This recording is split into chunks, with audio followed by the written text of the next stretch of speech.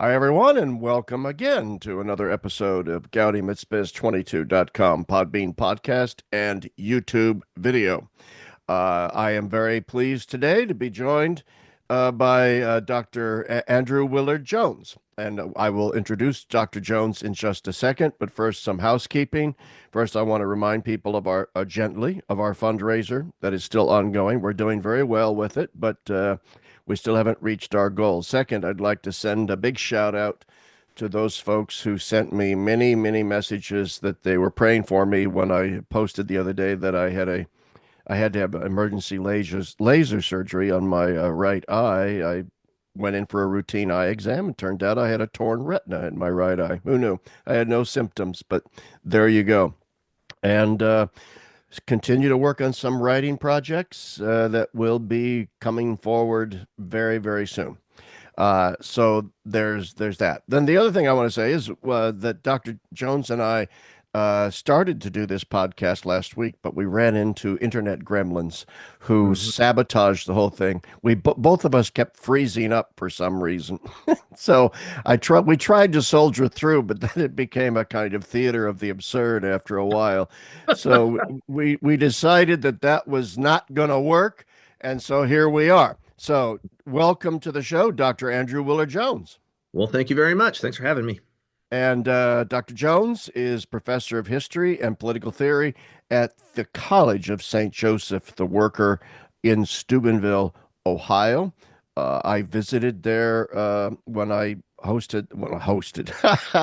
I wish, when I was interviewed on the Matt Fradd show on December 3rd. Many of you have seen my appearance on the Matt Fradd show, which was just recently released, a long interview.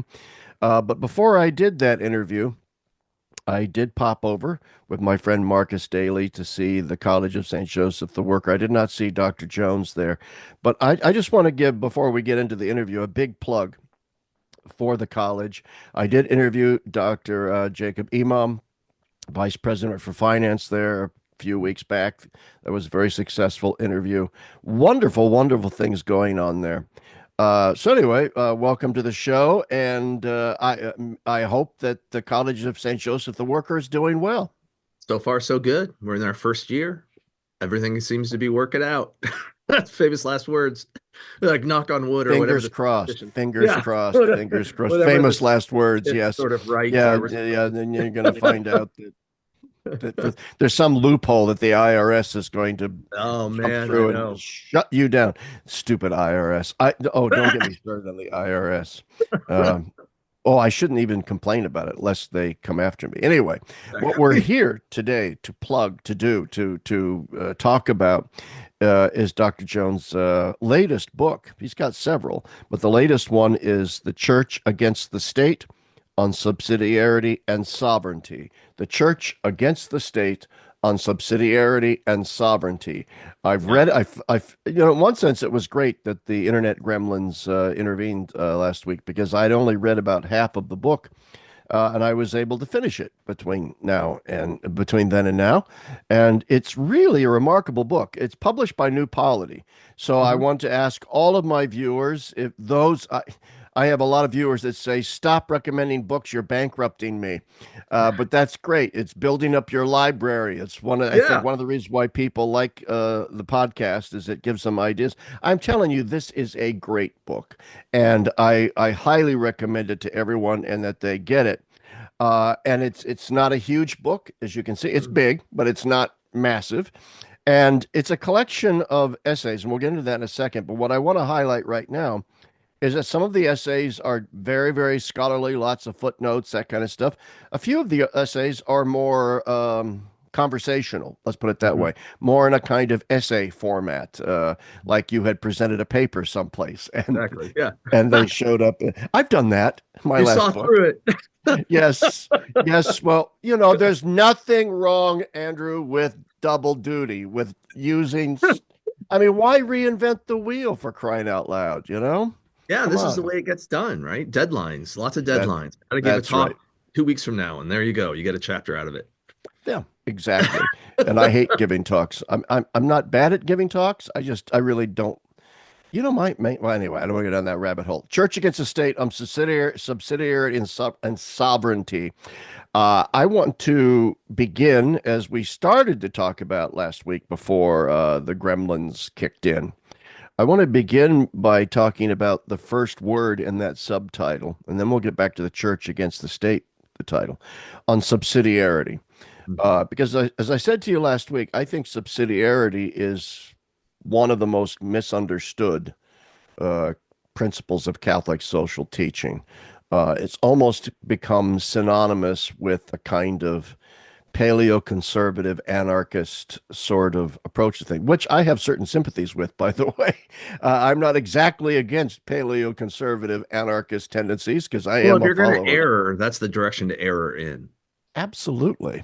Uh, I couldn't agree more. We said off camera before we went on, I'm becoming rapidly a neo-Luddite, mainly because by the way, to all my viewers, I'm sorry I'm not keeping up with emails. I've just been inundated with them lately since the Matt Fradd show, and I just can't keep up. But anyway, what is subsidiarity in a nutshell? Yeah, so that's huge. Maybe the Nothing easy. like a huge question to Well, start no, off it's with, it's right? just like it's you know what I mean. These some of these questions, you know how this goes, I'm sure, where you've thought about something in great detail, you've written about it, and then but the when asked about it, it's hard to like Yeah, oh yeah.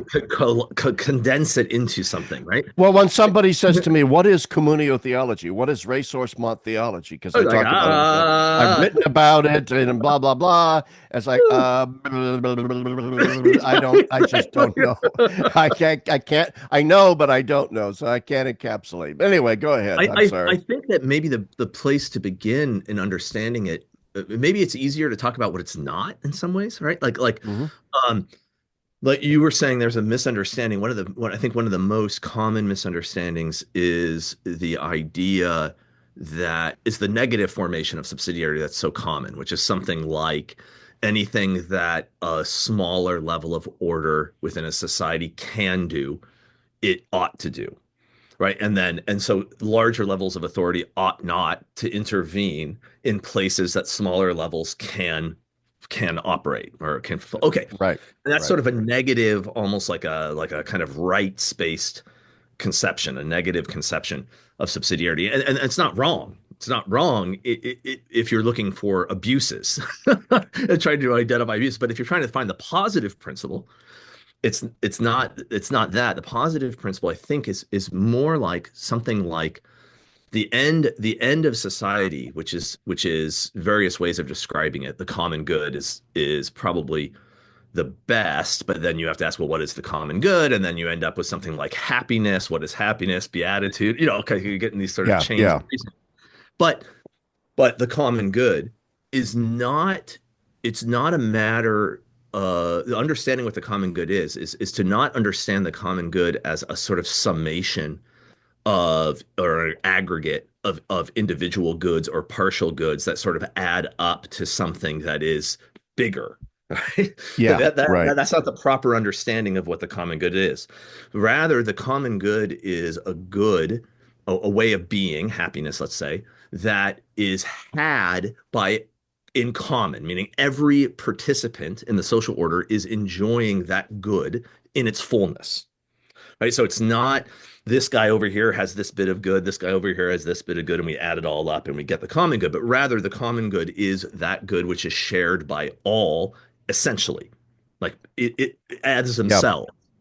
Right now, what that means is if once if you start out with that sort of foundation, then you say the common good of society ultimately subsists in the smallest component.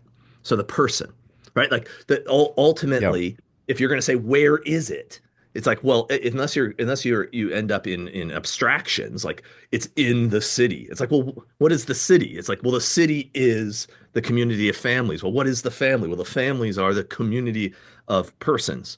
And so you end up, well, where does the common good subsist? Well, it subsists in persons, right? And so you if you think about it that way in a positive sense, then the smallest thing becomes the foundation or the ground. And that doesn't mean That doesn't mean that the larger levels of order are subservient to the smaller thing or exist merely to sort of facilitate what it can do on its own. That's not the point. The point is that the larger levels of order are constituted by and by the fulfillment of the common good as it is realized at the smaller level. So persons, as they become happier persons, if they are to be happier persons, means that they are in that the reality or the realization of that happiness are constituting happy families, which are constituting happy communities and happy cities. And those things, those higher levels of order are essential then to the fulfillment of the happiness at the lower at the foundation in the Yes, level of yes. the person, right? So it becomes a complex understanding of hierarchy that has as its end, I guess you could say, is the fulfillment of persons in happiness, which is a social fulfillment, right? Not an individualized one. So you end up, I think, with a social form that is hierarchical and that has a bias towards a bias towards the smaller because the fulfillment of the smaller is what constitutes the higher orders as themselves. Do you see what I'm saying? So Yeah, like yeah. the city can't be itself unless the families are themselves, and they can't be themselves unless the persons are properly themselves. All right. So I hope that makes some Oh, degree it of makes sense. perfect sense. It's like a Okay. Russian nesting dolls where one fits into the other and every level of the social order is implicated in the others and Mhm. cannot exist without the others. Yeah, that's right. I mean, one of the ways I like to think about it is with, or one of the ways I try to articulate it is I think with the idea of microcosms, or where the different levels of order are wholes in themselves and are themselves microcosms of the whole, right? Yes. And so they're sort of an analogical mode of the whole existing, right? And but it's only so I guess what I've tried to say is something like, if you look at the happy family, the way of being in a happy family includes within it that family's membership in the city. So the municipal or the civic order is native to the family, right? You see what I mean? It's not something that's added to it, but it's something that the happy family in necessity has it within itself. The city, if you're going to talk about what constitutes a happy city, it has the families. The happy families are essential and native to what it is. So they're analogical modes of the whole, right? Different levels of order are microcosms that include the others essentially to Yeah. themselves, but a different mode. You see? Yeah. So Oh, yeah. so we're not talking about parts that are assembled. You're talking about wholes that find their completion in integration into other wholes, right? I mean, That is beautifully put. I couldn't have put it. You must have written a book on this. You're a smart feller. You got yourself educated on this. Now, as I mentioned last week, one of the things that really fascinates me about your book and your description of subsidiarity that you just gave, and it sort of animates the whole book, it seems to me, and I'll try to keep this short. It seems to me that we have now a sense of the common good, even amongst most Catholics, that really is that sort of aggregate model that you talked about, and it's rooted strangely as well in a kind of utilitarianism in this, I mentioned, like Jeremy Bentham had developed the hedonic calculus and other utilitarians. There are sophisticated utilitarians, but the crass construction of utilitarianism says, the most good for the most people, the needs of the many outweigh the needs of the few, and so on. And yet, my problem is that that's an abstraction. You get the aggregate, but then you abstract out of the aggregate this thing called the sum total of hedonic pleasures versus the sum total of pains and sufferings. But those are abstractions that no single individual experiences themselves. Those things don't actually really exist except as an essentialized abstraction. That's right. And therefore, any properly Catholic notion of the common good has got to be grounded, it seems to me, in exactly what you've just articulated, a concept of the person as a kind of microcosm of the whole. I think that's right. I think um, one of the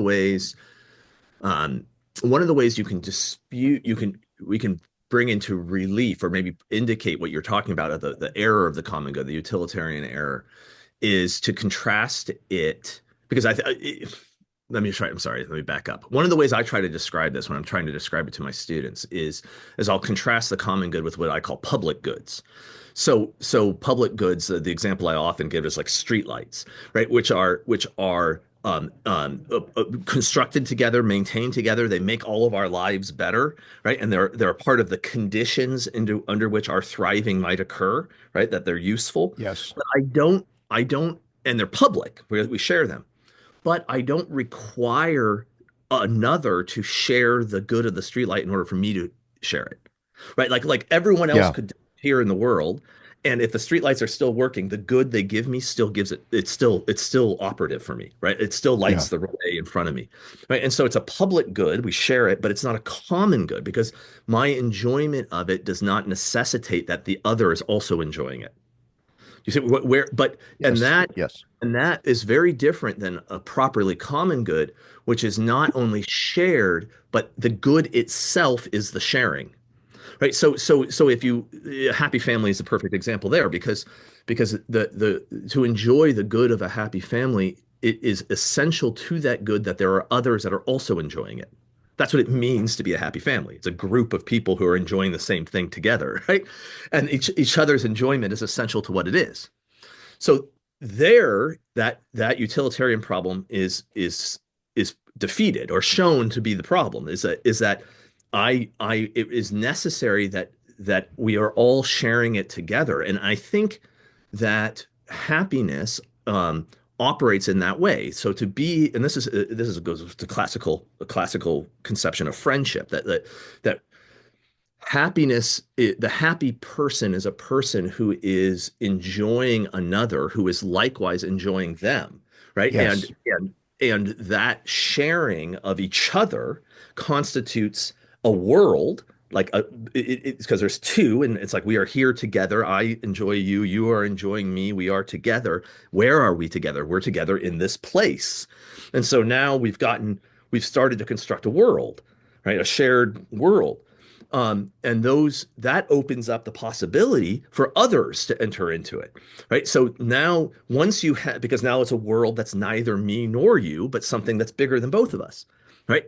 Now a third can enter into that world, and that when that Yes. happens, that world just gets bigger, and the common good of that world is bigger and more fulfilling, and so on and so forth, until you achieve, there's actually no ceiling to this because ultimately it's communion with the divine, and so there's really no ceiling to how beautifully complex and fulfilling that shared world can be. But what you're talking about there is the expansion of friendships, right? And that expansion of the shared world is, I think, what Aristotle to a certain extent, but he doesn't quite get it. But then Thomas going off Aristotle will talk about that human beings, what part of what's essential about human beings, our sociality, is they use the example of language, that we talk to each other. And what do we talk to each other about? We talk to each other about the true and the false, the good and the evil, the just and the unjust. We talk to Yeah. each other about this, and in doing so, shape each other right back and create a world in which good and evil, just and unjust, subsist, right? And they subsist in the world that we've created through our shaping of each other. Well, what Thomas will say is that out of those conversations, so out of those discourses of friends, arise families and cities. Like so there's Yes. the dynamic of the where do they come from? Well, they come from us, our friendships, building shared worlds, right? Like, and that, Yeah. so that is the expansion of the common good, or and the further perfecting of the common good. So it's social from the beginning, it's not. Yeah.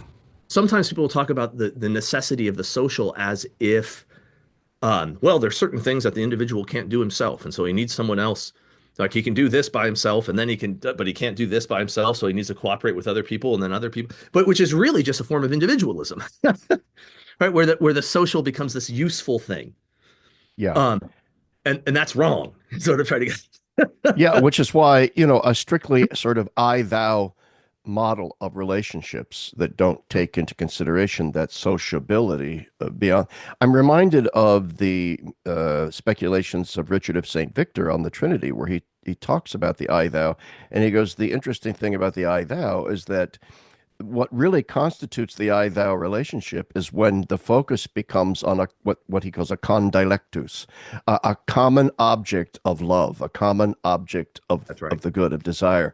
And it seems to me this is kind of what you're talking about when you enter into friendship, when you enter into marriage, and so on, and uh, your social arrangements expand and expand and expand. It's an expansion of the good. It's an expansion of an orientation to the condilectus, to all that is good. And so it does get short-circuited when you live in a culture and in a society that becomes a kind of anti-culture that wants to say these are not really goods. These are and the goods they're holding up are anyway. I'm on a No, tangent there, but that's right. That's right. And that's gets at the sort of second part of the work on sovereignty or the state, because what the idea that proper social order emerges out of and is sustained by the conversations between friends, so discourse, where the common loves are made common and created. Okay, and so the world. yeah, Especially if you think, I mean, I don't mean to go backwards, but if you think about what's happening when you're in a conversation, it's really a exchange of authority obedience relationships, right? Where the one who's speaking is asserting something, the one who's listening, if it is a true conversation, is obedient to the reception of that. And so allowing themselves to be transformed by what the other is saying, and then vice versa. And it goes back and forth. And so we're imaging ourselves into the other, right? Like yes, as a sort of and back and forth. And so we are growing into our personhood, our ever more perfect personhood, with the other now integral into what that is, what that personhood is, because I've made myself available to them and their influence, right? Okay, so that dynamic, that what we're talking about there is a shared world emerging out of discourse. Okay, but if you there's other ways for shared worlds to emerge. All right, sort of shared, not in the same sort of way. So instead of discourse, if you can imagine sort of unilateral language, propaganda would maybe be the way to put it, where you are there is an assertion of the true and the false, the good and the evil, the just and the unjust, and then the expectation is the one receiving that assertion will simply conform to it, right? Not receive it into themselves and then give back, but rather just conform, right? And that's a master slave relationship, right? In the classical understanding, right? That the one who's yeah, yeah, conforming, his good is not integral to the unilateral assertion. The unilateral assertion has its own ends, right? And the one conforming to it has his own ends, but they're not the same end. Right? And therefore it's not truly a common good, even though a sort of unity can emerge, right? But not yeah, out of yeah, discourse, but rather out of for unilateral propagation, right? And this is what yeah, I'm arguing yeah. is the concept of sovereignty as the moderns will develop it, right? Yeah. So why don't you elaborate now a little bit more on sovereignty in the sense of, uh, you know, uh, I was reading the chapter last night on the cross that you have on Oh here, yeah. and the whole first half of the chapter is about the distinction between the kind of power that the state had in imperial Rome and then even going forward, and the revolution and our notion of power instituted by this thing called Christianity that really upends that whole apple cart. So that to me, I really loved that chapter because it really grounds theologically what our critique of power has sort of got to be, right? Yeah, yeah. You know, it's become kind of trendy to talk a lot about power among Catholics. I don't know, because like we were so passive for so long Well, that like this relates to integralism and stuff, which yeah, kind of yeah, we need to get into. the Yeah. novelty of asserting the goodness of power has captured people's imaginations. Um, and that I think is basically a good thing that we're back to where we're allowed to talk about power. But the problem is that it's being done naively, and where power is understood as a sort of simple thing. Power is power is power, and it's good to have power. You should use power. And it's like, well, no, power is actually a really subtle and difficult philosophical problem. Like what is power? Um, and the different forms it can take. And I found it to be very fruitful to look at St. Thomas, when he talks about mastery of human mastery over other humans. And he asks the question, is this natural? Right? Is it natural that man should have mastery over man? And his answer in good Thomas fashion is, well, mastery can be taken in two ways. No, How did I know you were going to say that? Yes. right. So and he goes that the first Broken down in each way, broken down into 15 parts, right? yeah, right. And it's like, well, the first way is the sort of mastery that a master has over his slave. All right. And this is the form of mastery where the slave is ordered towards the ends of the master. Okay, so the slave becomes instrumental. And this is an interesting form. It's obviously exists, right? And well, so because the question then has to be, well, why does the slave obey? Right? Why does the slave obey the master? And and the answer is not because the slave shares the objective or the end of the master, but rather because the master's self-interested, the master is after his ends, and he wants the slave to work towards his ends. Now, the way to get the slave to work towards his ends is to either make promises of rewards or threats of punishment against the slave. And so that means the slave then has his own goods or his own ends that he's ordered to, and the master merely incidentally either threatens or rewards towards those ends. Right? Okay, so now Right. there's a form of mastery there, and a form of power that ultimately is a sort of threat or a form of fear, either the fear of something taken away from you or the fear of not getting something. All right, either way. Okay, so Thomas obviously he says that's not natural to man. Right? Like man Correct. ought not to have that sort of mastery over another. That is unnatural. And then he says, well, another form of mastery is the example is the father over the son, where the father has mastery over the son, but his mastery is for the good of the son, Yes. right? And not for his own good. But this makes this it can sound like a platitude, but if you really think about it, it's actually a very complex move because what the father's doing, right? If the father's good, if the father's end is the good of the son, and he has more power in the sense of more virtue, more knowledge, more physical ability, right? All of those things.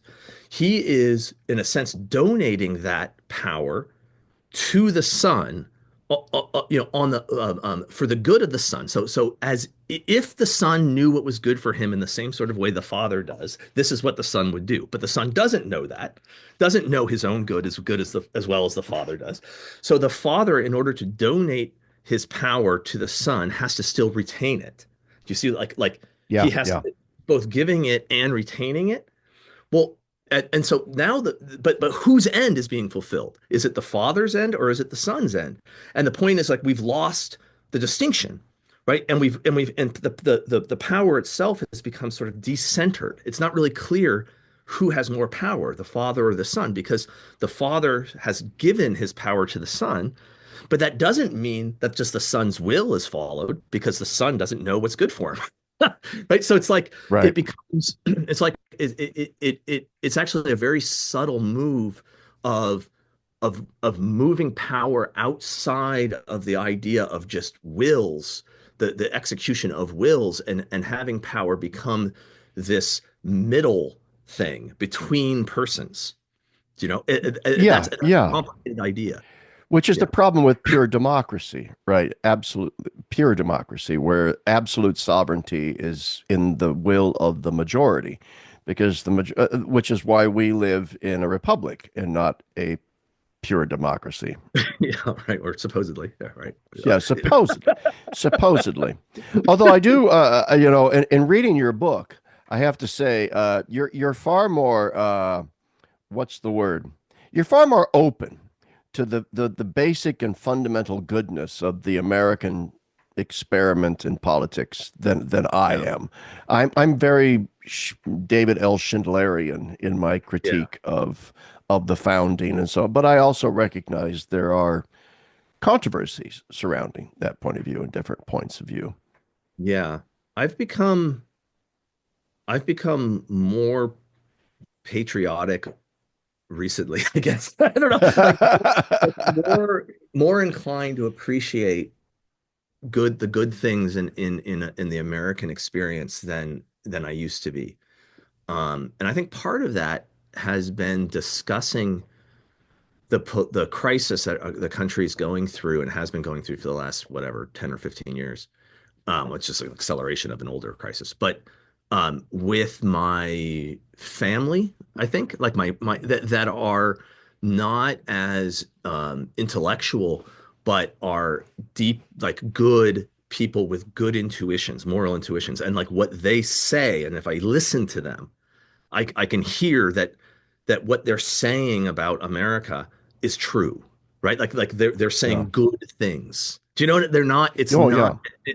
and that, and so I think that it's helped me say that there's something in the American love of freedom that isn't that it's an abuse of that cultural love. It's a misrepresentation of it to describe it as just liberal, self-interested, rational calculation. Like that's not what's actually going on. Like there most I think deep in the American ethos is this idea that my freedom is important so that I can have my families, so I can have my communities, so I can be a moral good person, not this kind of libertarian thing so I can smoke pot and watch porn or whatever, right? Like that's not the reason, right? And so I feel like Sadly, that's the paradise for some people. right, but so that the language of liberalism has been used Right. has been brought and used to try to express the desire for the protection of these good things, and that there's a therefore a disconnect between the language and the actual thing. And if we look at the language or the theorists, we can sometimes lose sight of the fact that well actually the thing that the culture as a whole desires is not what the liberal theorists or the Enlightenment thinkers were describing. Do you know what I mean? Like there's Yeah. Yeah. something Yeah. else there, and that something else I think is is a um is well, how am I to put it? It is a continuation, a long continuation in the American culture of a really pre-modern disposition towards subsidiarity, right? That like there's a Yeah. it's not that people want to be left alone. It's they want to be left alone by bigger things that are messing with the thing that they're building. Do you know? But Well, the we thing, did inherit. I mean, one of John Courtney Murray's central ideas in his, programmatic book, We Hold These Truths, Mhm, is that the what differentiates the American Enlightenment and the American political projects, let's say from the French mhm. and the French Revolution, is oh geez, I just lost my train of thought. It is precise. Oh, that our traditions are grounded in English common law. This is Mhm. and in the medieval and Renaissance development of common law ideas in Great Britain, in Mhm. England in particular. And the British common law really did emphasize a really old-fashioned concept of subsidiarity. Absolutely, it's medieval, and And I mean, you talk a lot about this kind of stuff in your great book, Mhm. before Church and State. Is that what it was Yeah, that's called? the other one. Right, right. It's Yeah. confusing. It's just the same words in a slightly different order as the most. Yeah. Okay. So but that leads me to the following question is, is the specific weight, the gravitas of this notion of freedom that is good, that Americans have, this desire to be free, and so on. Are the good aspects of that concept of freedom the result of the fact that the nation wasn't just born out of the Enlightenment, that the Yeah, nation was born out of the Protestant Reformation as well, and that there was a kind of pan-Protestant theological sort of ethos for the first 100 years of our republic that created a culture wherein the certain hierarchies of goods and so forth that oriented our freedom properly, were in Scott. But I would argue that we have since lost that. I think So, largely that's true. Yeah. Yeah, I think so. So when I say when I want to defend America, what I'm trying to get at is not that we haven't been highly corrupted or that we the corruption wasn't present from the beginning. Of course it was, right? But that yeah, the condition that we're currently in is not the condition that we were always in. right. And that's the problem with a lot of people who really want to attack the American experiment is it's sort of like, well, this was all present in the beginning and it's just inevitable that we got to this point. Are you? And Yeah. I'm not sure that's true, right? I actually think there's a series of very monumental events, the Civil War, the World Wars, the Cold War, Oh, that yeah. led us where we had these sort of options available to us. Are we going to go the Enlightenment liberal route, or are we going to defend the pre-modern subsidiarity idea, and that over the course of our history, we've been deciding consistently on the side of the liberals, right? Yeah. And Yeah. we'll find ourselves in the position that we're in, you know? Well, yeah. If you're like me, and I suspect you are a little bit, I grow weary of the incessant debates about whether or not the pathologies we see in our culture today were already metaphysically latent in the principles established politically in our founding. People go back and forth on that in the various schools of thought. To me, I'm just more concerned with the history of how, we got from A to Z. And I think you correctly point. I mean, things like the invention of the telegraph, the railroad, the Civil War, World War Right. One, the ending of slavery, and the Civil War then creates a massive centralization Correct. in the federal government. Mhm. Because states' rights for a time had become utterly discredited, and so there you are. You get a sort of a different. I'm weary, therefore, kind of those debates. It's sort of the same way that I'm weary of the nature and grace debates. Was de Lubac right? Was Lagrange right? Who knows?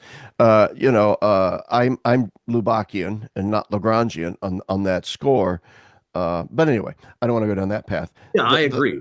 I agree with that. I get weary of it too. Not that they're wrong, not that people are wrong. So I think and I think we probably have common friends that make this argument often, where the idea that there's the error or what we see is somehow latent in the beginning, and it's like, well, sure, right? Like I think that's true, and that's the way genealogies work, right? Like genealogies, that where you are, unless there's some sort of conquest or something like where you are, like you trace the genealogy back and you're going to find the roots of where you are, but those roots could have been the roots for many different things, right? Like you Oh put it, yeah, you have it's to just be so yeah, you have to history be so took the careful. track it did. It wasn't necessary that was the track it took, Yeah. right?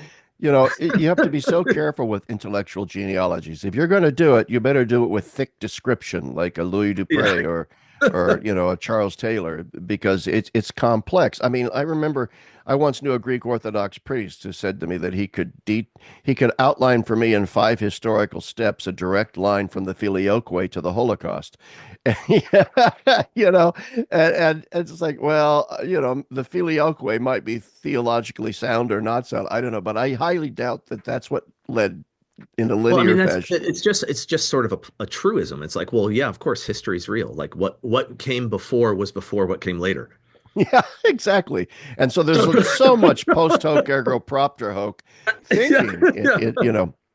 in all of this, and there are so many factors that have to be taken into consideration. One factor that strikes me when to go back to your discussion, wonderful discussion of freedom in your book, and then there are other things we need to talk about. Just I'm reminded of the great book by Tom Holland, Dominion.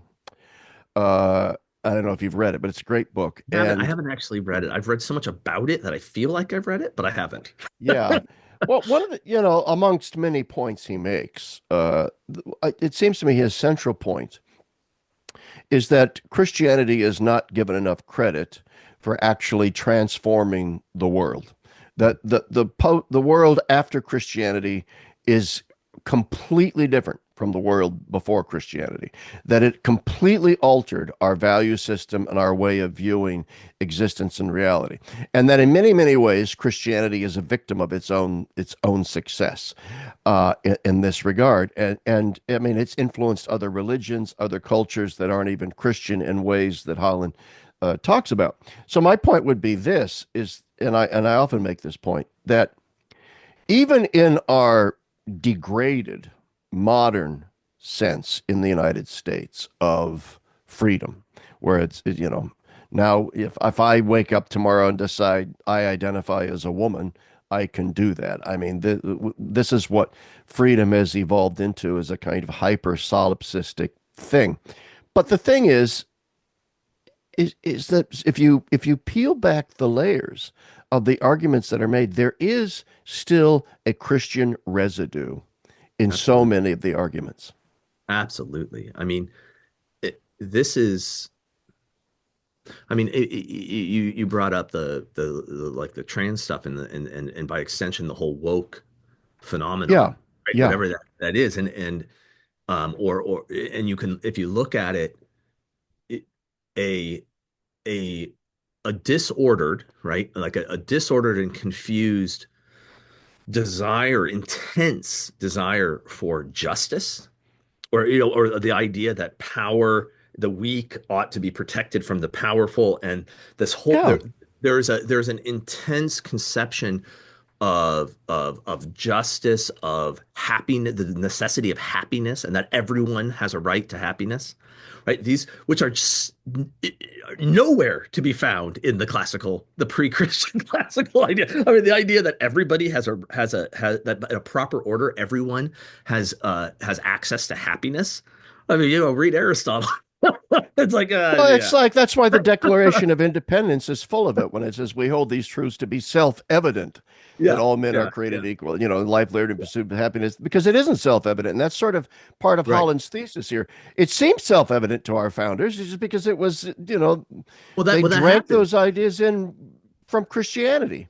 We were Christian for so long that the truths of Christianity were mistaken for natural law. Yeah. I mean, Yeah. they Yeah. are natural law ultimately, but what I mean is an enlightenment sense of natural law is being self-evident and like open to disinterested reason without any assistance, right? And that it turns out that disinterested reason always affirms the basic truths that Christianity asserted, Yeah. right? And it's like, well, Yeah. no, that is clearly the case of what you're saying, is that there's sort of, we have these conceptions of justice, of truth, of happiness, of goodness. And then because they are actually true, we're capable of constructing rational arguments, backfilling the rationality necessary to demonstrate how that was just right. It was just reason all along, right? And it's like, well, Yeah. no, no, no. I mean that when the Christians asserted that it was wrong to kill infants, right, in the classical world, that was not obvious to the people who they were telling that to.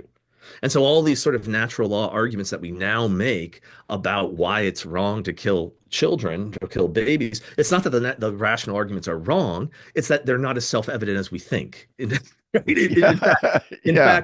it was the revelation that then allowed us the endpoint to which we then could reason to.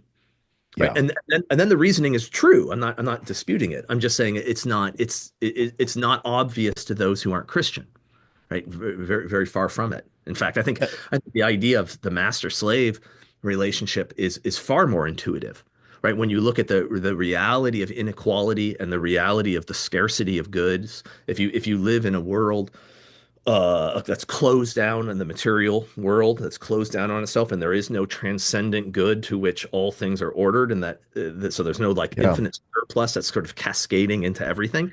If that's not there, then the scarcity of goods and the natural inequalities between people, I think the idea that, well, there's natural slaves and natural masters, and that's the best we can do, and that's the best total result, that's intuitive, right? Yeah, Like, it's very intuitive. I mean, the Hobbesian war of all against all is intuitive.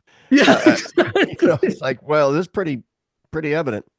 Hey, yeah. I mean, it go takes ahead. quite the leap to get out of that, quite the leap to break out of It that. really does. I mean, to go back to the infanticide in the ancient world thing, I mean, an analogy is, I think, is it's not a stretch to say it's analogous to the current debates over abortion, because abortions were dangerous in the ancient world, very dangerous. I mean, they happened, and there were Hmm. various herbs and things that, Hmm. midwives and stuff would prescribe to people to try and induce miscarriages and that. Very dangerous, very dangerous.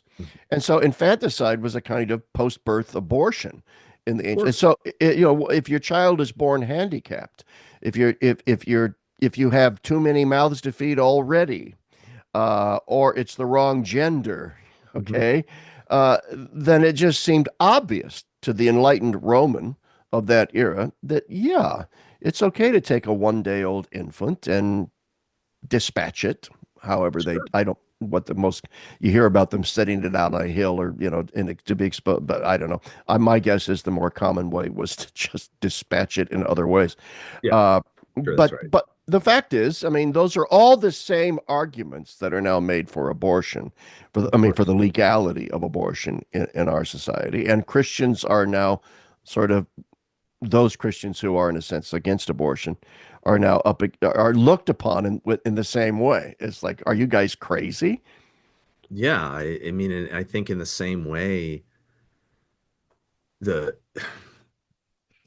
yeah, sometimes I go too far here, but I think the killing of infants provides a let me try to put this way. Like the killing of a child is an atrocity, right? And I Yes. and I don't think it matters how Roman you are. The smothering of your own son with your hands is an atrocity that nobody does without knowing that. Okay. Yeah. So Yeah. Oh, so it so has to be. Yeah. the point is the point I'm getting at though is that when that becomes a norm of behavior, then what you're doing is you're creating a foundation of order. So the reasons why I'm committing this atrocity are superior and are more important than the atrocity than the moral Right. atrocity that's committed. So what that means is that natural law, which is obviously most manifest in the love of a parent for his child, I think. I mean, that's where it's most inescapable, is being subordinated to man-made structure, right? And in the committing of the atrocity, you're basically degrading yourself, right? And produce making yourself less than natural in your submission to the man-made structure. You see, Yeah. I actually Yeah. think Yeah. all human sacrifice basically works this way. Like the reason why people kill other people is because they're bringing the natural law underneath the law of the regime. Do you see what I'm saying? And and Well, and I very and, interesting. and that's a submission, right? Of submission of your humanity. It's basically an adoption of a slave to become a slave, to a Yeah. reason that escapes you. Now, if you and I think abortion is working the same way in our culture, right? Like the reason, the arguments of things like, well, you can't have an education and you're not going to be able to have a career and your freedoms are taken away, and all of which are true, right? And it's like the argument then is that those goods are superior to and are the true goods, whereas this thing that you're feeling, this like drive in your very personhood that you ought to love your child, that is held suspicious and that's the thing you have to sacrifice in order for this regime to hold. You see Yeah. what I'm saying? Yeah. And if you don't do that, and if you say no, the love of two persons, that what you're talking about earlier, that I thou, the mother and her child, like that's the most foundational thing. That's the thing that we build everything off of. Then once you make that move, you've decentered social order, and there is no what I mean is that social order now is like we were talking Yeah. about earlier. It's now possible that it emerges from within persons rather than is issued from above, right? Rather than Amen. dictated from above. And that's that distinction between, again, the subsidiarity and sovereignty, right? Like the sovereign at some point, if he's going to be sovereign, I think, inevitably says, kill your children. Oh Like I think gosh. that's the Wow. thing that must ultimately happen. That's why the biblical narrative, it's like the abomination of the nations is always the killing of children, right? It's like you when you can look at the history of the West, and it like the sacrifice of the Christian substrate. You can almost time it.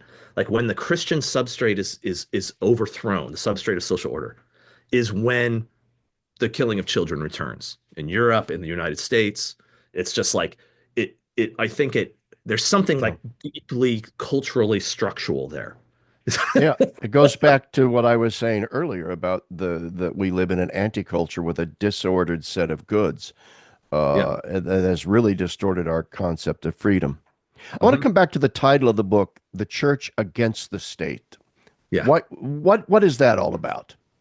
Okay, so I'm picking a I fight have to a some. sense of it, obviously, from reading the book, but I want to hear it from your lips, not mine. Yeah, I mean, both the church and the state have to be understood properly, and I think that the point of the title is to kind of perturb people or like whoa, because I thought that we had, the spiritual and the temporal, and the church and the state was good, and the state was had these all these obligations, Catholic social teaching, all this stuff. And it's like, well, yeah, right, okay. But my point is that the church, the church as a conception of humanity, right, not as an institution that is one institution among many, but rather as the conception of the proper movement of humanity from the fall to redemption, right? That gracious movement of the increase of charity, hope, faith, moving towards final redemption. This idea of what the human is, Yeah, right? Which is ultimately, I think, ecclesial.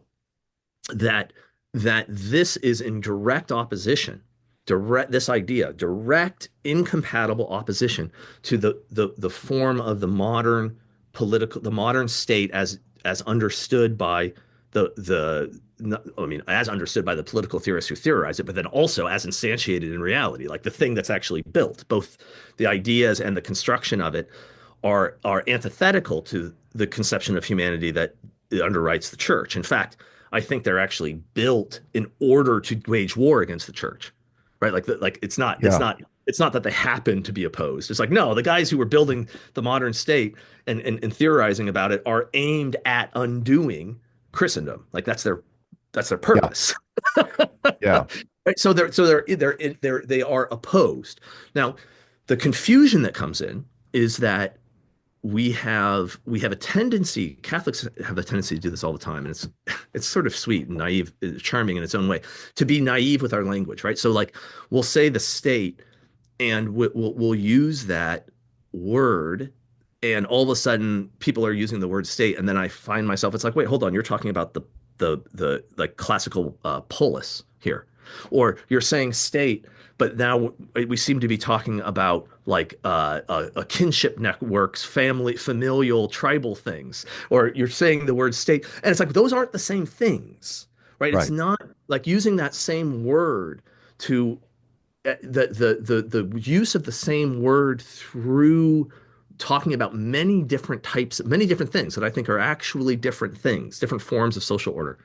Um, Using that same word is a part of the ideological tactic of the guys who are building states, because what they're saying is this is what we've had all along, and we're just perfecting it. Right? And it's like, no, that's not true. That's not true. It's not what we had all along. States are the idea of a centralized, unitary source of order in society, right? That is abstract, disinterested, impersonal, right? This is not the same thing as the medieval kings or as the ancient polis, right? And Right. Right. it's not just a different version of the same thing. I mean, and this is, I mean, sometimes I feel like I'm beating a dead horse here, but it's like but it's like the basic kind of metaphysical principle, the basic principle that a thing is identified by its end, right? And it's like well, and Augustine makes a similar point when he's talking about the nature of a commonwealth is determined by its love, the object of its love. And the point there is that the object of the love or the end, the movement towards that thing actually creates a different form, a different like it's Yeah. actually a different thing, right? And it's not the only thing that has in common is it's aimed towards some end, right? Well, Yeah. everything is aimed towards some end, right? So, Yeah. so it doesn't have a lot in common. It's I guess what I'm We saying. can't help but not be oriented to Yeah, ends. I yeah. mean, this is So a fundamental Thomistic principle. right. So it's like okay, you know, the city of God and the city of man, right? Well, they like Augustine says, they're both ordered to peace of a sort, right? But they're not. That doesn't make the city of God just a different version of the city of man. It's like no, the whole point Right. is the peace that they're aiming at is essentially different. They're different things. They're not the same peace aimed at both by both entities. So is this then the essential problem with some forms of strong Catholic integralism? Yeah, absolutely. I Yeah. mean, where you use the word state naively or the concept naively without understanding the immense philosophical, theological, and historical problems with the concept, right? Like I mean, just acting as if it's self-evident and obvious that the state is social order or is government or something. Um, and then the desire to and then you say and therefore it's good. Okay. And that I think I think what's going on there. I make something like this argument in the chapter on Hobbes, I think, but I think what's going on there is in the modern creation of sovereign states, you get there's a historical narrative or historical a sequence that's going on in Europe, and you go from absolutism, divine right monarchy that is being constructed to break away from Christendom, right? So like, how is it that the kingdoms are self-sufficient? And divine right absolutism is a theoretical solution of how it is they can break away from the universal church. Um, and then at the same time, once you've created a sort of false ceiling where the truth, justice now has a finite instantiation in the king, well, then diversity within the kingdom becomes a problem, and everything within the kingdom has to be homogenized to that vision. So you have a breaking away from the Yeah. universal at the same time as an attempt at destroying diversity internally. And the absolutists are doing this, and this is the notion of sovereignty. Well, then you have the liberals who come along who are opposed to that, right? And who don't like that absolute monarchy and argue for that, not for a reinstitution of the universal Christendom, not for that, but for a reordering of that sovereign thing. Right? Instead of it being in the king, we're going to invest it in parliaments and the sovereignty of the people, and we're going to. But it's a fight within this modern conception of the sovereign thing, and I think what's happened with a lot of the integralist types is that because liberalism has become so dominant and then its corruptions and its failures have become so obvious that they look at it and say, well, who's the enemy of liberalism? And they're like, oh, the confessional states. The absolutist confessional states were the enemy of liberalism. Therefore, that's what I am. Right. Yeah. And Right. it's like, no, no, Exactly. no, no, no. You're not going far enough. Like those are two, it's like you're right. Those two factions fight with each other. But they fight with each other within the state. And I think Yeah. that's part of the reason why the state isn't open to their evaluation, right? Like the state, like the modern state is like where they begin, like Yeah. something like that. No, but I think this is all extremely important because you do see in certain some elements of the traditionalist movement within Catholicism. I don't want to speak about Catholicism in general, but I know Yeah. American Catholicism. You see it all over social media all the time. The affirmation Christ is King, And what that means is that therefore we need a king, an earthly king, Yeah. and not necessarily, a single monarch, but you know what I mean, that there has to be a viceroy on earth, not just the Pope, but in the civil sphere as well. There's got to be a viceroy on earth, and that's the government, that's the Mhm. state, and it should be officially Catholic, because after all, error doesn't really have any rights, and truth, and to give them their due, come on, truth is important, and Catholic truth is in fact true, and therefore, in my opinion, a society that ran on Catholic principles, and I'm sure you feel the same, would be a better society Of course. if it ran on Catholic In fact, principles. I only think societies run at all to the extent that they run on Catholic principles, whether they like it or not. But then how do we work towards that as a church? In other words, as to segue now into our modern sort of political situation where we have a two-party system that's kind of verging on a uniparty system, Yeah. with all the technocratic sort of alliances with surveillance capitalism and so on, and military industrial complex. You get the picture, the Leviathan of the modern state. Yeah. You know, my biggest problem with hard integralists is you really think that what we simply need is to pass a constitutional amendment that says Catholicism is now the official religion of the American Yeah. nation, and we're going to privilege that and give tax money to that, and we're going to discourage the others, and so on. Do you really think that that's the antidote to the problems that we face? I don't think Yeah. that it I is. mean, the But anyway, problem, it seems to me that the problem is that they haven't given up liberalism enough because the argument seems to be that this thing called the state, the technocratic, administrative, bureaucratic state, is neutral towards ends, and that it is currently directed towards ends that we don't like, but we could direct it towards ends we do like, and then it would do its yeah, job in the same sort of way as it does when it's directed towards ends we don't like. And it's like, well, no, that's liberalism. Liberalism is the idea that the state is neutral towards ends. that Right? that well, that was David L. Schindler's point. Right. And it's like, it's not neutral towards ends. In fact, it was built for the pursuit of specific ends, certain battery of ends. That's what the institutions and the structure is for. And that's what it's relatively good at. And if you aim it at different ends, if you try to aim it at different ends, you'll either be forced to transform it into something else, right? Which I think is a good thing, or it'll fail. If you try to keep it Yeah, what it is and you try to direct it to other ends, it's not the proper tool for the task. Right? And I think we can actually see this in if you look at modern attempts at integralist type states. I mean, look at something like Quebec, right? Where or even Ireland, for goodness sake, support yeah, or Franco Spain, or where yeah, you have a modern regime that maintains Catholicism as an end that it's directed towards, but there's an incompatibility between the two things. And as soon as that end goes away, bam, what happens? Spain is the most secularized socialist hedonistic state in Europe, right? Ireland is collapsing. In Quebec, they stop being Catholic overnight. The people do, right? And it's like yeah, there's yeah, a, and that's because I think there's a discontinuity between the thing you're trying to aim towards, Catholic truth, and the truth itself. They don't work together.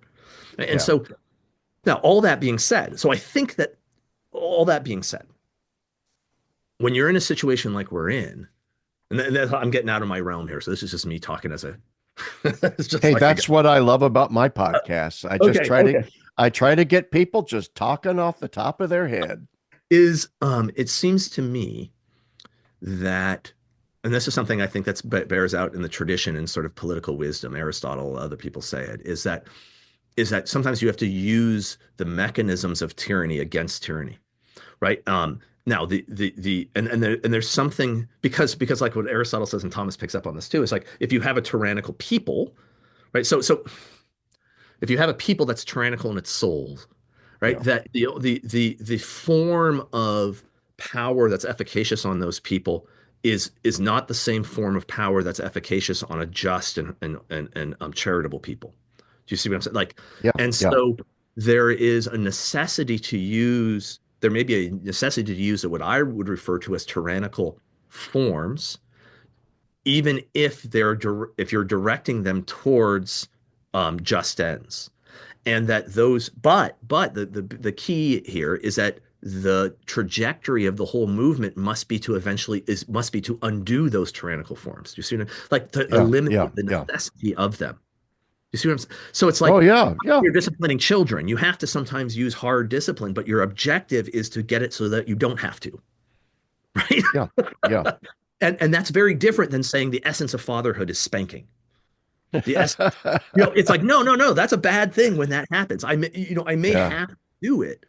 I may have to be a disciplinarian because of the disorder that I'm experiencing, but that's not the essence of the role often. Stop there a second because it goes Yeah. back to something that we were talking about before about power and authority and so on. I'm reminded of my father, who never once spanked me as a child.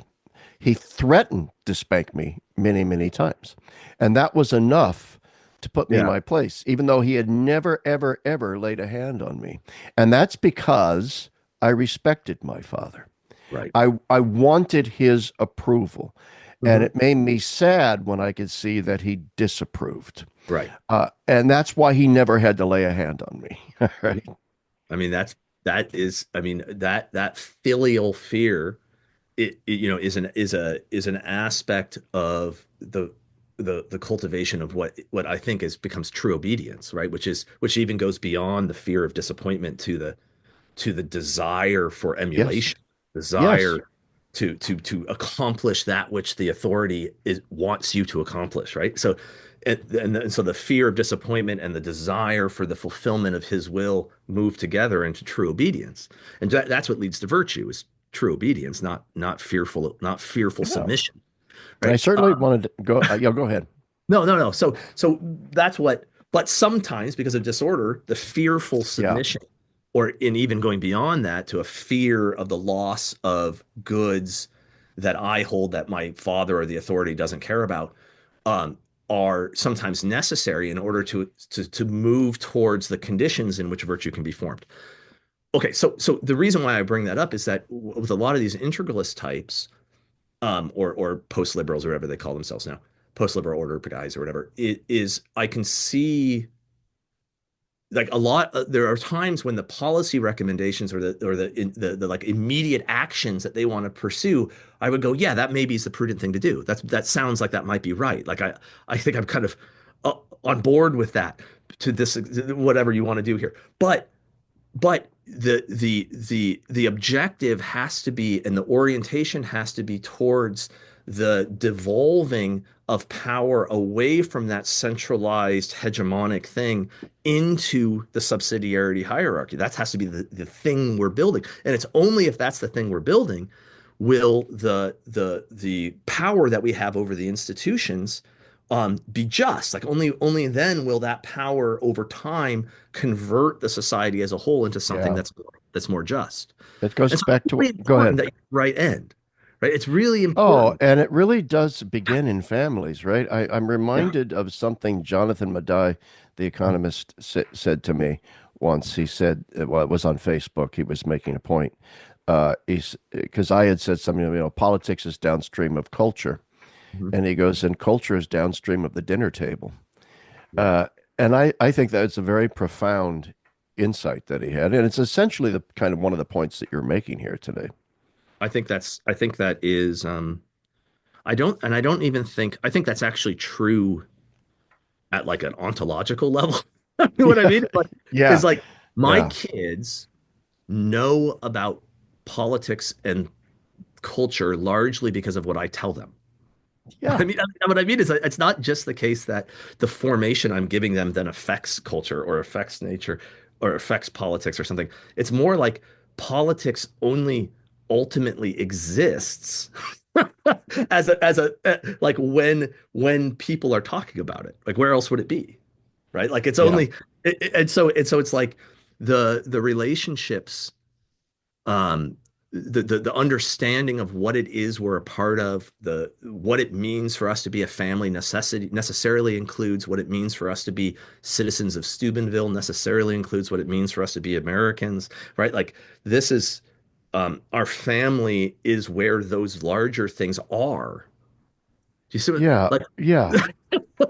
like I don't know where else they would be. And so it's like that's where the whole thing happens. So Is it's like, yeah, it really does. So, oh gosh, there's 10 billion things I want to talk to you about. I wanted to get to the chapter on Carl Schmitt too, because I oh think boy. that's but I now here I'm just talking at the top of my head. But Okay. I sometimes get annoyed, for example, when the Vatican or the American bishops more proximate to us here, every after a USCCB meeting or whatever, they issue position statements, position papers on the issues of the day, Yeah. of which, of course, nobody pays any attention to and nobody listens to, Right. for a lot of reasons that we could go into, the lack of moral credibility on the part of the bishops and so because of the sex abuse crisis. But nevertheless, all that being said, even if that weren't the case, there's a part of me that says stop focusing on these political issues and start focusing on the fact that where the church has its greatest impact is on the level of the parish, the family, the cult, the liturgy. This is what we need to be paying attention to more than. Am I naive in that regard? No, I think you're right. I think that and this is going to open up just a giant topic that there's no way we can talk about here. But I think that one of the things that has happened over the course of the later modern period, but the modern period in general, is a forgetting of the vocation of the laity. And I know that sounds ironic because of Vatican II and the whole like laity thing. But I really think that the idea that it's the laity who are the temporal power. So like in the Middle Ages, when they say in the church there are two powers, the spiritual and the temporal, right? Like in early modern and arguments, that temporal kind of got like subsumed into the clerical, and the clergy hold both, and then we didn't like that, and so we kind of forgot about the temporal power. But that's not the actual tradition. The actual tradition is that it's the laity who hold the temporal power, and the clergy who hold the spiritual power, and the relationship between the two are similar to the relationship between the universal and the particular, right? So the universal truths, the universality of grace, the universality of the gospel has to be instantiated into particular cultural historical forms because it's an infinite trying to become finite, right? Which means it has to be Yeah. instantiated, and it's the laity that do that instantiation, right? It's the laity who build the world that is a participation, to the degree that it is a participation in that universal truth that the clergy make relevant or make present to us. Um, and that relationship, I think that we have the it's almost like the laity. It's like the laity's political or temporal power is directly related to the other aspects of its vocation, the family, work, politics. These things are one thing, which is the building of a world, right? And so you have, but that's the role of the laity, not of the clergy. You see what I'm saying? And Right. and so Right. Yeah. Yeah. there's a and it's like, well, no, what we need in the clergy is for you guys to give us the universal thing, right? And then we then need to be empowered to create the particular thing and to build the particular thing. And that means, and you see what I'm trying, and that means the family, there's this it starts in the family, like we were just talking about, starts in the parish, starts in the sacraments, starts in those places, but then it goes out into the laity's prudential judgment based upon that formation into what is right and just to build in the world. And I think that are so scared of the idea of Christianity having anything to do with politics. Yes. Like we're so scared about that we when we talk about the vocation of the lady, we'll talk about the family a lot, but not about the political side or the shaping of the world side. You see what I'm trying to get? And so I Yeah. think there's a so the bishops maybe we'll make these policy recommendations and start saying this kind of stuff. And it's like, well, no, what you actually should be doing is telling the laity that they have to do it. Yeah. Like, You know, is that yeah, empowering the laity. exactly. You know, And go ahead. Go ahead. no, that's what I'm saying. So I I'm think reminded of clerical. David C. Schindler's book, The Politics of the Real, in Yeah. which he talks about the relationship between the civil and the temporal power as is an analogical one, not a competitive one. It's Right. analogical. And he Yeah. makes a very interesting point in there, which is that the state actually should not say, or the government or the Yeah. ruling Yeah. Whatever. authorities, whatever you want to call it, Yeah. should not say that it has no competency in spiritual matters. That's not the point about differentiating between the temporal and the spiritual, and the laity to Yeah. the one and the clerics to the other. Yeah. Uh, and because, as Schindler points out, it goes back to what you said before. Government has ends. Mhm. It has ends in view, and some of those ends need to be spiritual in a sense, from which it's going to take its guidance from the spiritual authority. Now, that might play out in various ways, and it's the role of the laity to sort of figure it out. I've often got this theory, like, for example, what is a Catholic sociology? What is a Catholic economics? What is a Catholic psychology? Well, the only way we're going to be able to figure that out is when you have a Catholic who is a psychologist and a Catholic who is a sociologist, Right. and they creatively ensconce within their own minds, their own souls, their own intellect. They creatively integrate those things and those realities to create this thing called Catholic sociology or whatever. And I Mhm. feel the same way. What is a Catholic politics? Well, we won't know what a Catholic politics looks like until you have Catholics who are involved in politics. Yeah, If that's you know, right. And the thing, one of the things that's really interesting about that is because what we're talking about there is an instantiation into the particular finite of that which transcends that there's an infinite variety. yes, Because this is the nature of analogy, right? The similarity is always offset by the ever greater difference, and so you have the politics that I could look at it historically and say, okay, there was a real push towards an authentic Catholic politics in, say, the 13th century. Okay, that's not what I'm not saying is that therefore the 13th century is Catholic politics and that we need to reinstate it. yeah, That's not yeah, what I'm saying. yeah, I'm saying that there was a society that instantiated in the finite, in the particular, these transcendent truths and principles in this historical context in this way. Now, that doesn't mean that we wouldn't do it a different way, or that in the same sort of way that a Catholic artist, it's like a Catholic artist. Well, what does that mean? Well, every artist is going to be different. There's going to be an infinite yeah, variety of Catholic art. There's an infinite variety of Catholic politics because it's always analogical.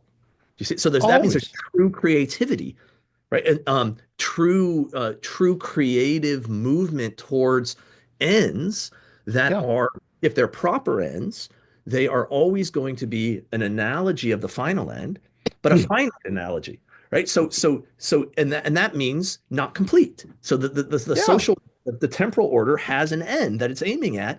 If it's a proper end, that end blows, you can blow past that end to deeper ends. It's not a terminus.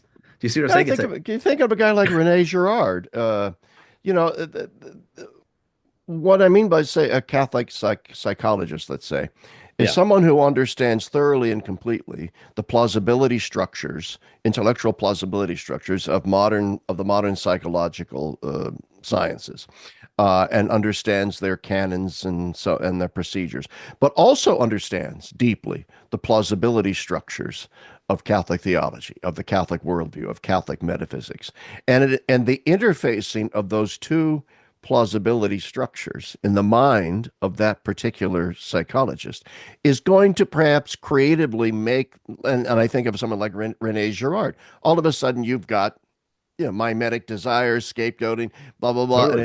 an entirely breathtakingly unique way of looking at things, and I really think Catholic politics is going to look the same. And there's Yeah. this is all a long-winded way of saying I don't think there's because people often write to me and say, okay, smarty pants, what's your idea? If you're not going to vote for Trump or Harris or whatever, what's Right. your silly idea? Well, I don't know. I don't have a prescription for how to solve political.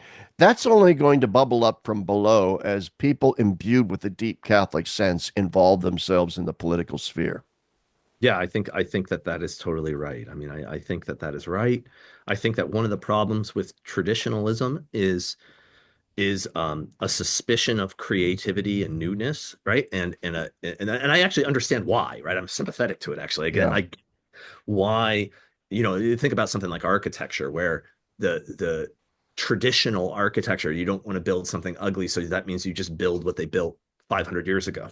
And it was like, well, remember when they invented the Gothic, that was new and Yeah. exciting, adventurous, and no one had ever seen it before. And it was like, oh my goodness, look what they've done, this new thing. God, like when we find ourselves being compelled to just recapitulate the Gothic again, what we're seeing is actually a weakness in us. Like there's something wrong that we can't, that we're not taking our Catholicism, taking the world in which we live, and like you said, pulling those things together, and then something new emerges, and they're like, "Oh my Yeah. goodness, look at this! Wow. This is new and different, and yet true, right?" Um, And the church has been about this business for 2,000 years, doing exactly that. right. Yeah, yeah, that's right. I mean, it's that's why the opening up of the transcendent to us is a liberation, right? Because Yeah. we can never get there. So it's like we just got to keep moving and coming up with things and participating and participating and participating, but we never exhaust it, Yeah. Yeah. right? Absolutely. Right. Absolutely. So, I mean, we've been at this now for about an hour and 15 minutes, and I Okay. don't want to presume upon your time, but the chapter in your book on Carl Schmitt did interest me. And if you're willing to sort of at least tell my viewers who was Carl Schmitt and why should we care and what your critique of it is. Yeah, Schmidt was a German legal theorist, working mostly in the 20s and then in the 30s. Yeah.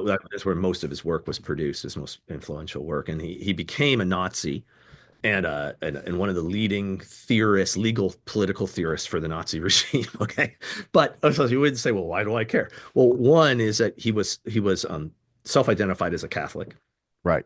and he has had a long history in after the war, even of this sort of secret influence on a lot of kind of postmodern and kind of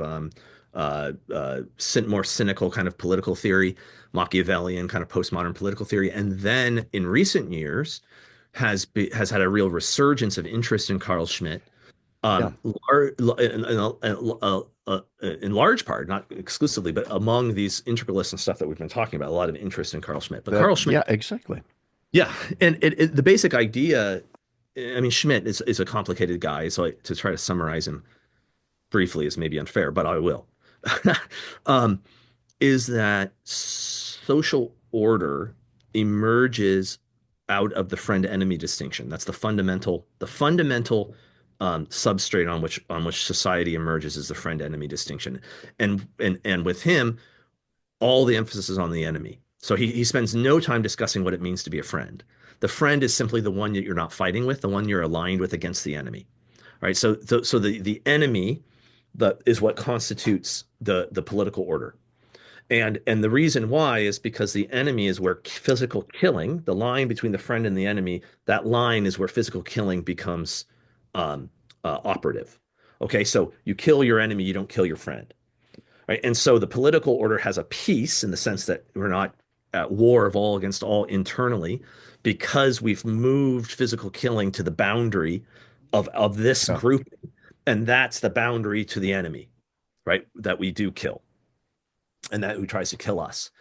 Um, and so you have the friend enemy distinction becomes the basis. Then you have his idea is the order that orders that society, that's not at war internally, is a always contingent struggle of competing powers. Right, there's a whole kinds of competing powers within that, and they reach a sort of equilibrium, and that equilibrium is ultimately held in being by whoever is the most powerful one, and he only becomes present or only observed in what Carl Schmitt will call the decision on the exceptional case, which is basically that the who can suspend that equilibrium, the order, and realign it because of some circumstance.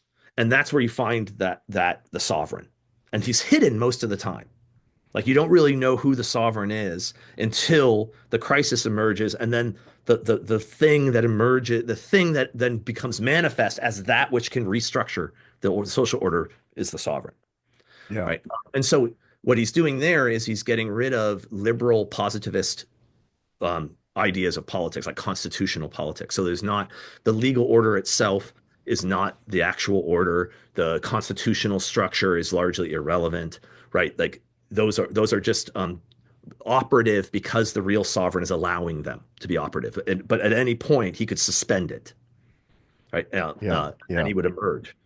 All right. So this is actually a lot of really interesting stuff in there.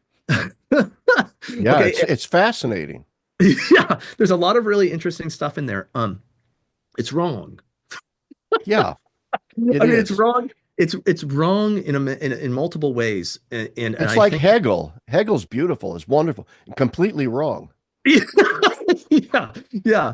And I think that the big problem is one of the big problems is that the friend. It's not that the friend enemy distinction doesn't exist. It's that the emphasis really needs to be on the friend, which is what we were talking about earlier, right? That it doesn't Yeah. social order does not require war.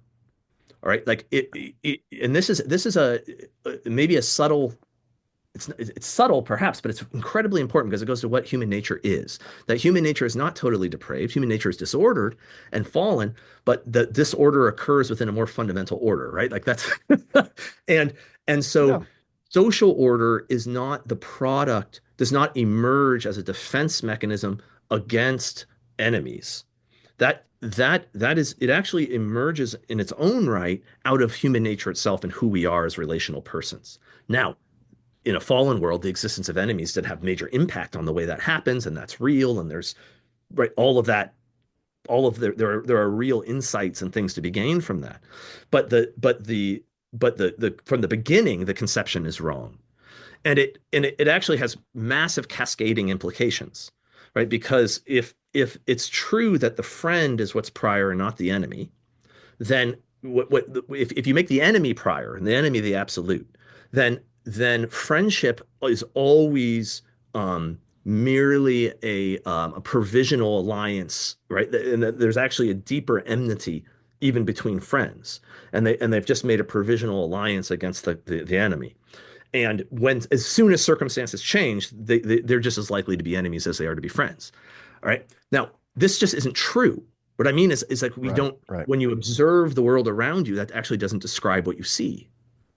That's Right. right. So it's scientifically wrong. Right. Like Yeah. and that really is important, right? Because once you see that, then the whole Schmittian conception of power falls to pieces. And the whole Schmittian conception of sovereignty as this most powerful entity, because here's the problem, and I don't maybe I'm wandering all over the place, but there's a lot going on here. That he'll say that the one who speaks the sovereign decision or the exception on the exceptional or the decision on the exceptional case, the sovereign decision is the sovereign. But this is interesting because any given man is only one man, right? So his actual physical power is the same as any other man. So the real question is when a man speaks, when he says, "Let's do this," the question has to be, why does it work? Right? Like Yeah. why Yeah. why do the people then do what he says? Why does it have efficaciousness? And if you're saying it does, like as a de facto reality, he speaks and things happen. It happens. Well, then it must be the case that he's speaking into an order that pre-exists him. He doesn't create the order that he speaks into, right? He's speaking into an order that the people who live in that order perceive his language, right? Yes. His command as directed towards the thing to which they're after. Do you see? And then, Oh so if yeah. that's the case, then the sovereign is actually exactly not sovereign, right? Like the sovereign is the one who emerges as an authority, sure, as a leader, absolutely, but he doesn't hold the order in his hand. He's not the Führer. You know what I Oh, mean? the Fuhrer. Well, it Yeah, and reminds me of the writings of Augusto del Noce on the distinction between power and authority, and Mhm. But anyway, I Yeah, don't I want to mean, get. it's totally that's totally relevant here. So I think that Schmidt fails on his own premises. Like I think if you play him out, he fails philosophically. And once you see that, then you go, well then what's the real objective here? Then if it's philosophically not sound, and then I think it emerges that well, there's a propaganda, there's an agenda that is being advanced here, and that agenda is, I think, tied directly to 1920s and 1930s Germany. And I think that the Yeah, people who want to minimize that and say, "Oh, well, that was just his historical circumstances, but his philosophy is really sound," are missing the fact that the philosophy doesn't really hold together, right? Like, yeah. um, It's not so like Heidegger, whose philosophy is really worth contending with, even oh, though he was goose stepping around out in the Black Forest for a while there during the yeah, Nazi regime, you know. and the Schmidt, I mean, I started reading Schmidt in graduate school back before he was cool, right? Because he was really Yeah. interesting, and we've been and I mean, I read all of his stuff and think about it, not just so I can argue with my opponents, but really because I learn about things from him. So it's like So, Hobbes. I feel the same way. well, So so what's the fascination with some traditionalists with Carl Schmitt? What's it's that just the fascination? idea. I think there's just this notion. I think a lot of it is aesthetic, that like power. Take the power. Don't be afraid Yeah, of power. yeah, Right? yeah, Power is what structures the world. The enemy is the thing that you don't cower from the enemy. You man up to the enemy, and when you man up to the enemy, that's what creates the order behind you, right? And like there's this in I actually honestly think that there's a lot in it that I agree with and I'm glad is happening, right? That there's like this like courage to step outside of what we've been sort of indoctrinated into think is our proper role, which is these sort of passive, docile sort of victims of the secular world, but rather to contend with it. Okay, so I think that a lot of the appeal is that. I also yeah, think he's simple. So like once you capture yeah, yeah, it's like Hobbes. Once you capture the essence of the argument, it becomes ideological in the sense that it seems to answer all your questions, yeah, right? Like yeah, it has like a close and it's sort of simple, right? It doesn't have yeah, holes in it, you know. yeah. Attract. Yeah. No, I mean, that's a great summary. I'm so glad we stuck around a while longer and I asked you that question because I haven't seen. I don't leave the impression that the traditionalist movement in the Catholic Church is rife with Carl Schmitties because it isn't. But right. his name, I've seen his name crop up here and there amongst certain erudite, uh, post-liberal trads and all this kind of stuff. And I think, I'm not an expert in Carl Schmitt, but I do remember the friend enemy distinction and realizing that can't be the foundation of a properly Christian way of Well, no. understanding society. It's very simian.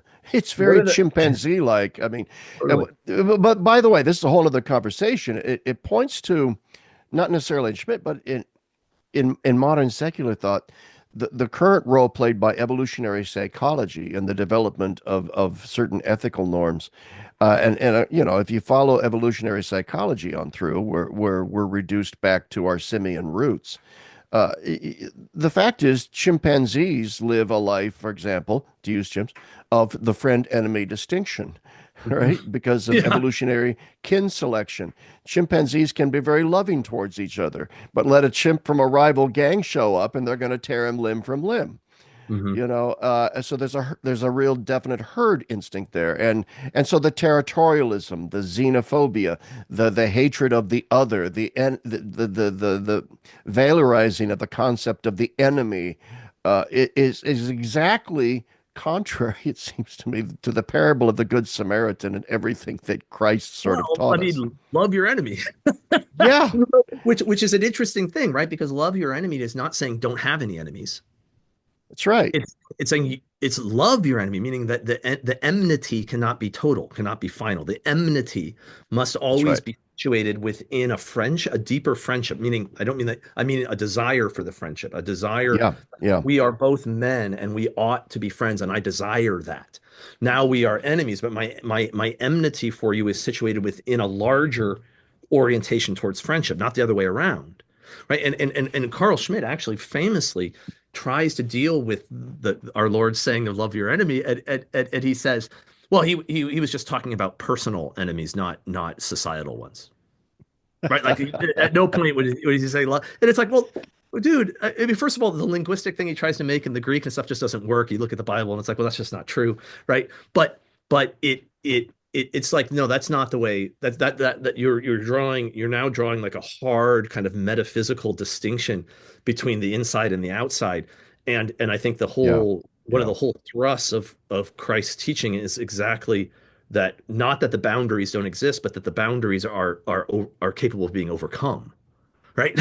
Oh, absolutely. Let's let that be the last word. Our Okay. boundaries are capable of being overcome. Yeah. Like, because we've been at this about an hour and a half.